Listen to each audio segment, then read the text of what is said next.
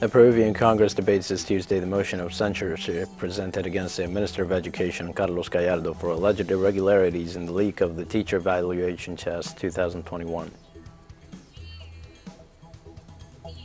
As soon as the U.S. missionaries left Haitian territory after being held hostage by gang members, Prime Minister Ariel Henry renewed his commitment to peace and security in his country, which is ravaged by armed gangs.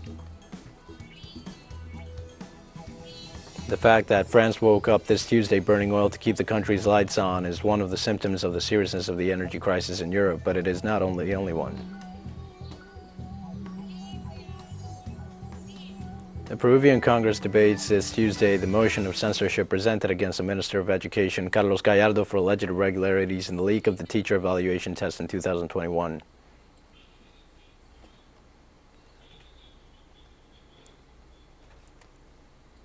The motion was presented on Friday, December 17th by Congressman Jorge Montoya for alleged links with groups such as the Sendero Luminoso. The document indicates Gallardo is questioned for his participation in the alleged leak of the answers of the 2021 teacher appointment exam. The case also involves his daughter and the parliamentarian Lucinda Vasquez, who was sold the test to teachers. The motion needs 66 votes for its approval. A protected witness is expected.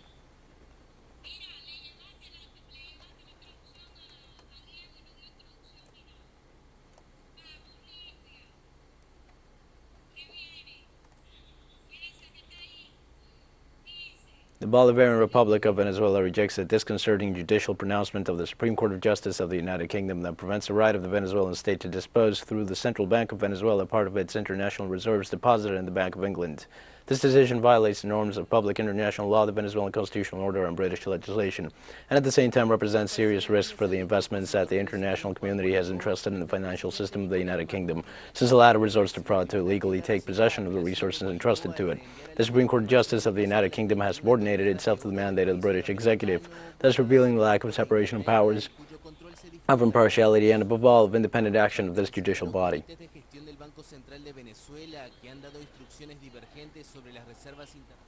The Ministry of Foreign Affairs of Venezuela rejected the decision of a court of the United Kingdom that prevents the country from recovering its own international reserves, which would help mitigate the impacts generated by the illegal blockade of the United States. Regarding the unprecedented decision of the United Kingdom not to recognize the constitutional authorities of Venezuela, the Foreign Ministry stated that it will continue to use the legitimate legal methods to recover the international resources that belong to its population.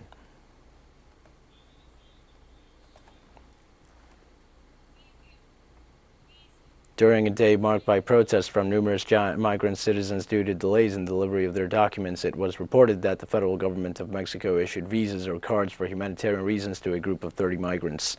They have been waiting in Mexico for several days, but they all come from long and exhausting walks, some of which have begun in the south of the Americas. A group of migrants who, after many demonstrations and negotiations, arrived in the capital of Mexico has raised a strong protest for the delays in the office of the National Institute of Migration.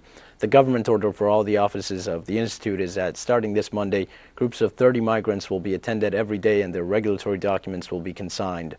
For the leaders of the caravan, the rhythm of 30 visas or cards per day is very slow and efficient.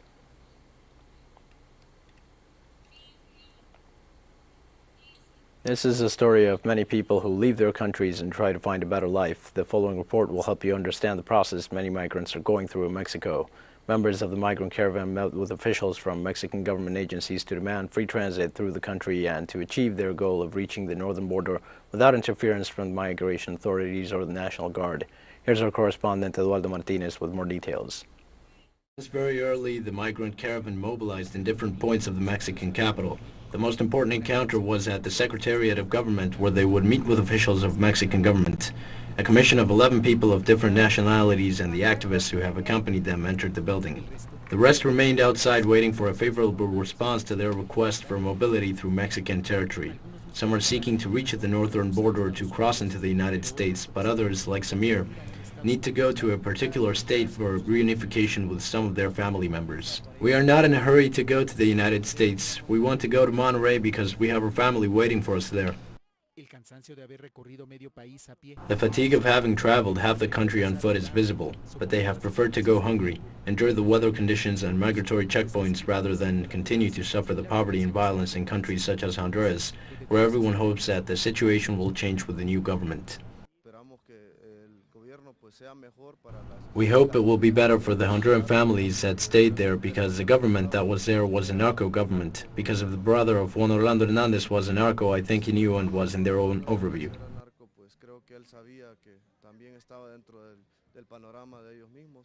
The meeting between the migrants and the Mexican authorities lasted 5 hours. The agreements were immediately communicated. There will be humanitarian visas and residency for those who have them because some already have refugee status, others have visas already and will be reviewed on a case-by-case basis and their needs will be carefully considered. They have criminalized us and had completely militarized the southern border, and they said that the treatment of the immigration issue will be completely modified, and we have been witnesses and hope that they will honor their word. In this context, the Secretariat of Foreign Affairs and the Undersecretariat of Human Rights and Migration announced a pilot plan for the regularization of Haitians. The measures adopted will be released in the next few days. Eduardo Martínez, teleSUR, Ciudad de México.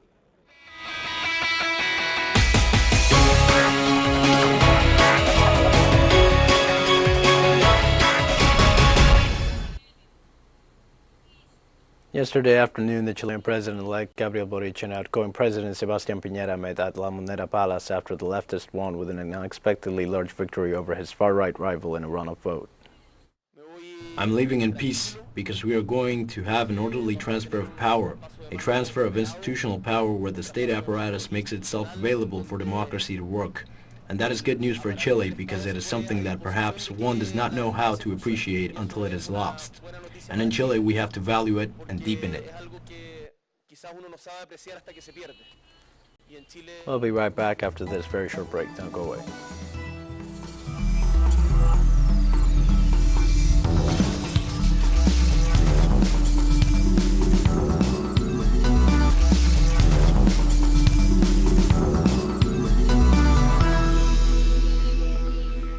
Welcome back to From the South. As soon as the U.S. missionaries left Haitian territory after being held hostage by gang members, Prime Minister Ariel Henry renewed his commitment to peace and security in his country, which is ravaged by armed gangs. The Prime Minister held a meeting with representatives of the private sector and assured that his administration will do its best to restore a climate of coexistence and security. He stated that with the arrival of equipment and advisors by 2022, the police and military will be better able to fulfill the role of protecting and serving the community. The Prime Minister urged all sectors and civil society to do their part. In particular, he asked businessmen to generate employment and invest more and better in order to change the country's reality.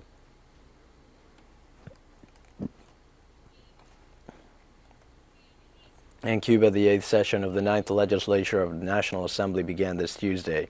At the meeting, Cuban deputies will discuss a summary of the economy for the year 2021 based on a report they received in recent days on foreign investment, domestic trade, and food production. They will also study the plan for 2022 and the bill for the state budget for the same period. They will also analyze bills on the law of military courts, the law of military criminal procedure, the law of territorial and urban planning, land management, and the family code. As part of the work prior to the first ordinary session, the deputies discussed the proposals emanating from the Parliament's schedule after the promulgation of the country's constitution in 2019.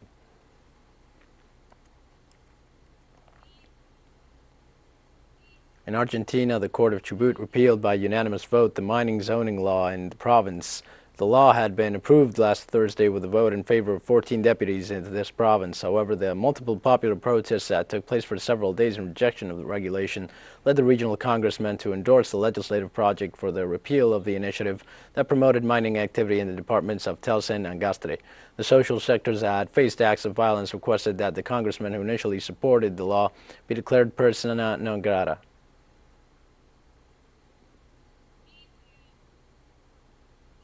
In Colombia, the Congress Commission in charge of investigating President Iván Duque for allegedly receiving drug money in 2018 for his electoral campaign decided to file the case. The reasons why will tell you our correspondent Hernan Tovar with his report. The Colombian Congress voted in favor of filing an investigation being carried out by the Accusation Commission against President Iván Duque for the alleged income of illegal resources to his 2018 presidential campaign. The motion was approved with 12 in favor, arguing that the evidence collected was not convincing and did not account for the crime.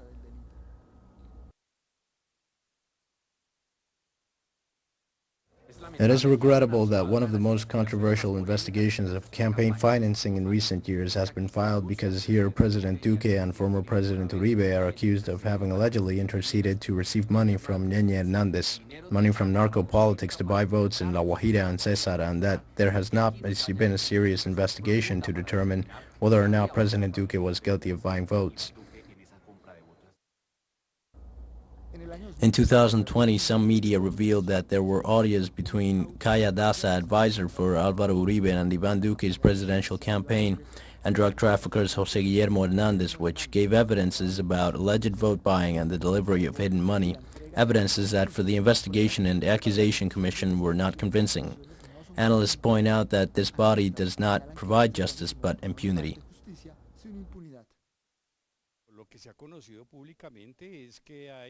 It has been publicly known is that there is evidence that would allow the Accusations Commission to carry a really serious investigation to finally accuse President Duque.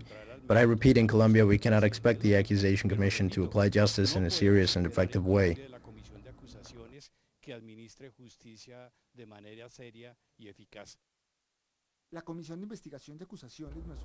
The Investigation and Accusation Commission is not an autonomous body and is considered to be politically oriented. Most of its members who are in charge of the investigations are members of the ruling coalition parties.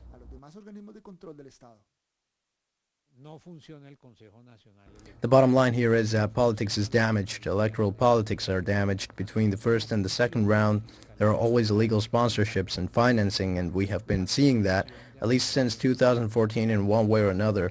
The National Electoral Council does not work. The Auditor General's office does not work. The Attorney General's office does not work, and neither does the Accusation Commission of the House of Representatives.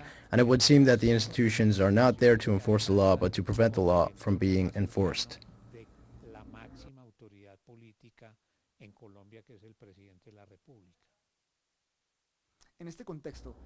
In this context, Senator Gustavo Petro presented a motion for legal action because Oscar Villamizar, president of the commission and investigator, is a member of the Democratic Center of the ruling party and was asked to remove himself from the vote because he had clear political interests in the case.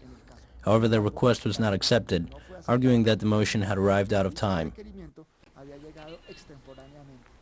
teleSUR, Bogotá, Colombia. We have more stories coming up after this final short break. Stay with us.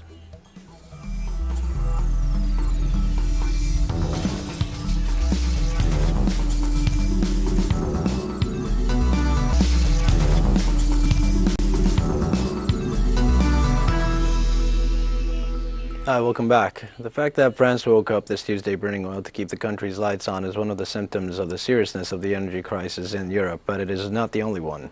German power company Neckermann Strom has filed for bankruptcy due to rising energy prices, and at least 12 countries on the continent will exceed 400 euros per watt-hour on Thursday, while others, such as Finland, reactivate their nuclear power plants. This is how the European continent will experience the first day of winter according to the calendar. Their nervousness has also been reflected in the 7.7% rise in gas prices, a new all-time high for the sector. France had already been forced to shut down 14 reactors by January, including 4 of the most powerful ones. This incident, in addition to raising prices throughout the European community, means that today France will have one of the highest energy costs in Europe.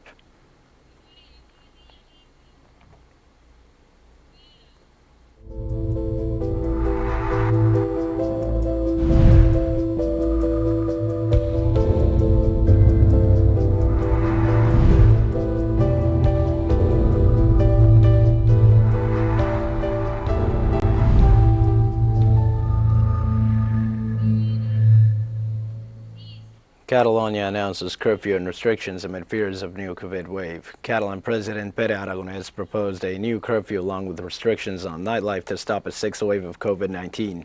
If the measures get the approval of the court, they would come into force on December 24th. The region, which includes major centers such as Barcelona and Tarragona, plans to shut nightclubs down, limit gatherings to 10 people, and reinstate capacity limits on restaurants, shops, gyms, and other establishments. The government said in a statement last night, despite a high vaccination rate, coronavirus numbers are rising rapidly in Spain.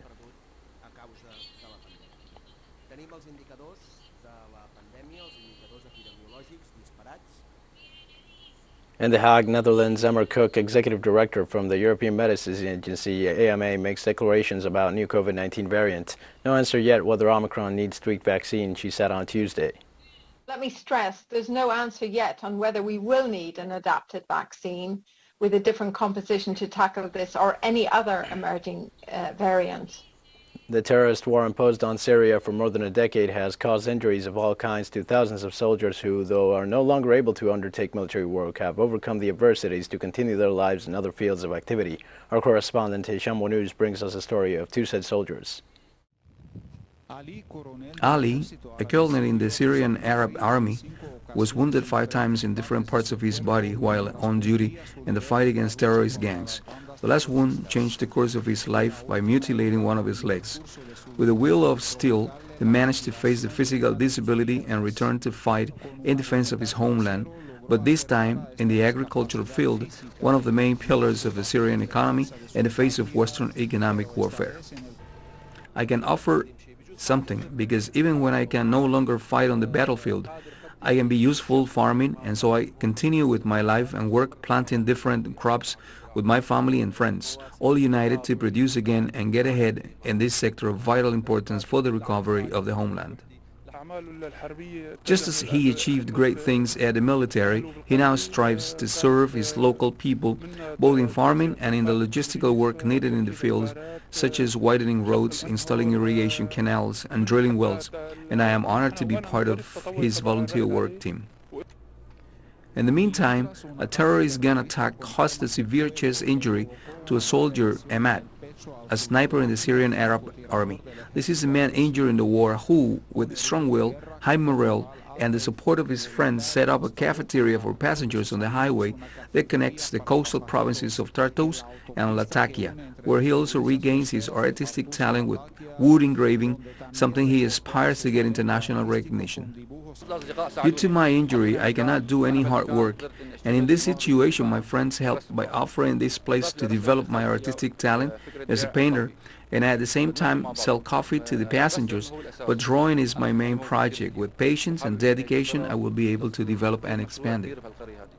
I am proud of my friend who proved that with willpower nothing is impossible, because Ahmad made the most of his physical disability to develop his artistic talent, and I am sure he will get far. The stories of Ali and Ahmad are a summary of the story of thousands of wounded soldiers of the Syrian Arab Army who, despite receiving all the support of the country's military institution and gratitude for their performance on the battlefield, refuse to remain active and take part in the enormous work the government and citizens are undertaking in all fields for the recovery of Syria. هشام ونوس teleSUR Tartus, Syria. The United Nations Educational, Scientific and Cultural Organization included a traditional Syrian musical genre from the city of Aleppo on its representative list of the intangible cultural heritage of humanity. The recognition is seen by Syrians as a new triumph in their battle against terrorism, which has been trying to erase their cultural identity for more than 10 years. Our correspondent Hisham News has a story.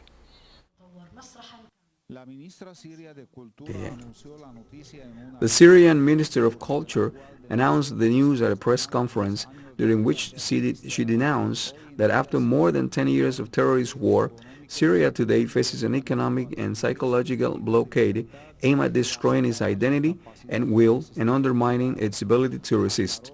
She clarified that with the inclusion of Al-Qudud al-Halabiyya on the representative list of the intangible cultural heritage of humanity, the country broke the blockade and managed to place itself on the world cultural map, allowing it to move onto the world tourist map.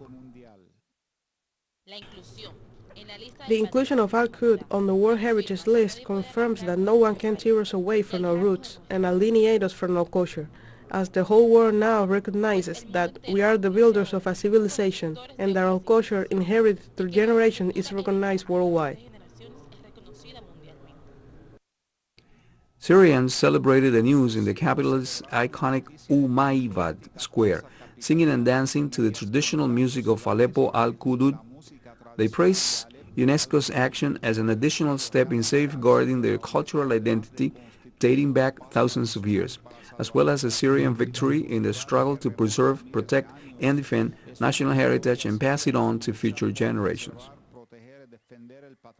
internacional y transmitirlo a las futuras generaciones.